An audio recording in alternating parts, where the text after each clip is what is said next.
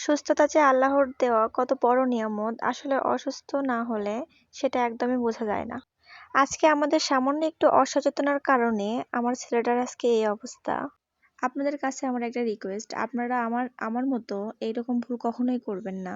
আমি যে ভুলটা করছিলাম সেটা হচ্ছে, আমার ছেলের যখন চোখের সমস্যা হয় সবাই বলে যে চোখ উঠছে, ১ সপ্তাহ ওয়েট করো, ১ সপ্তাহ পর এমনিতেই ঠিক হয়ে যাবে।